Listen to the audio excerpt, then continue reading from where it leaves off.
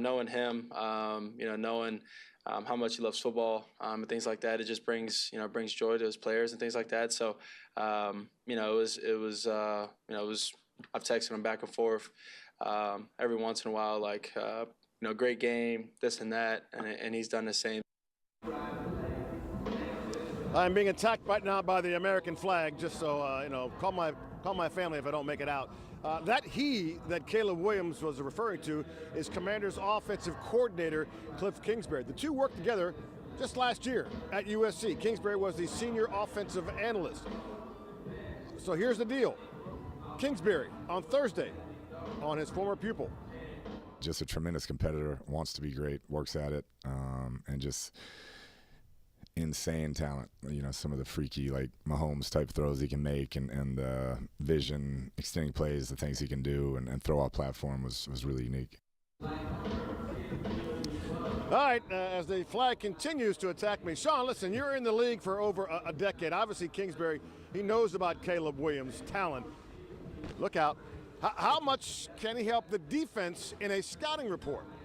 Oh, huge. He's a huge benefit because he's going to tell you all the throws he can make. Mm-hmm. He knows his arm strength, but he also understands how he processes pre- and post-game reads. Mm-hmm. And that's one thing that we don't talk about enough in the NFL is about what a quarterback sees before the snap and how he reacts once the snap has happened and where they move. To the flip side of that, Caleb's very good at understanding Cliff's offense, so he can tell the defense for the Bears, here's what you're going to see, here are the reads, here's what we're looking at. Right. In a seven-man front, we're reading the linebacker, we're reading the safety. So he also has an advantage by telling them, here's how coach is going to teach you to attack your defense. So it goes both ways, but most definitely it's going to help the Washington Commanders with Cliff understanding how Caleb works. Okay. Chick, you all right? You okay? The sad part is, I think Topper's underneath this. I think we're never going to see Topper again. Look, so, okay, that's Caleb. Sean, look out now. I'm getting attacked. Do you think the Commanders are playing a little gamesmanship game here with Jayden Daniels, that he's definitely planning to play, and they're just saying, let's just leave the Bears up hanging here for a little while? 100%. That's one of the things I learned in the league. Never give the other side what you're thinking. Right. And obviously when Marcus came in and he played excellent against Carolina Panthers, but when you're talking about the level of Jayden and Marcus, Jayden has been outstanding. You got to play him a little different, and if you know he's in the game and he's banged up a little bit, you may think about blitzing a little more. Right. Bears aren't traditionally a blitz-heavy team. They get 3 sacks without blitzing, a game without blitzing. But guess what? If I know he's banged up a little bit and he's hurt, guess what I'm gonna do?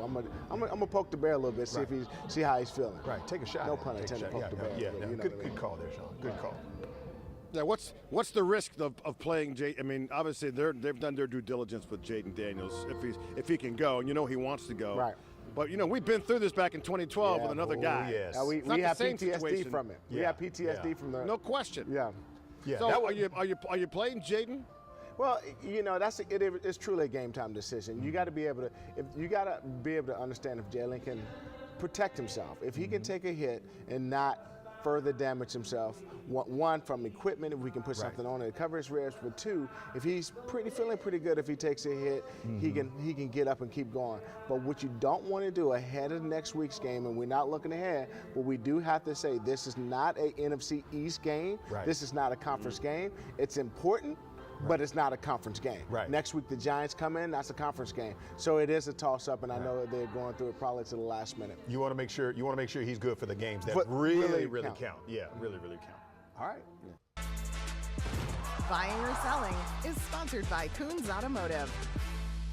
All right, this is the part of the show where we're asking you for your input. Each week we give you a game day prediction, and you have to decide whether you're buying or selling. And this week, we're saying that the Commanders' defense holds Caleb Williams under 200 yards passing.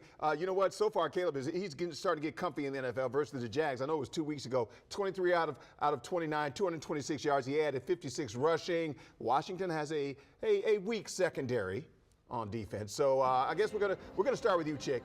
Get your take first. Are you buying or selling? What's going to happen with Caleb?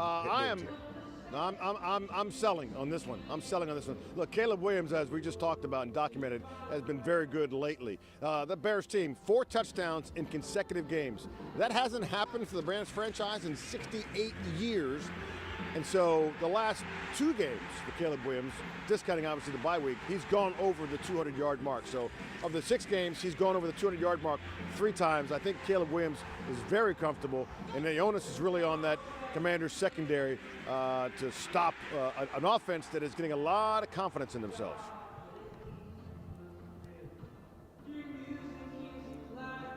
All right. All right, look, there's still time for you to weigh in. I'll tell you what, you can weigh in. I'll take this by text, buying or selling, to 202-895-5599. We'll share how you at home voted later on in the show. Speaking of reunions, by the way, today will be the first time Montez Sweat faces the Commanders after being traded away last year.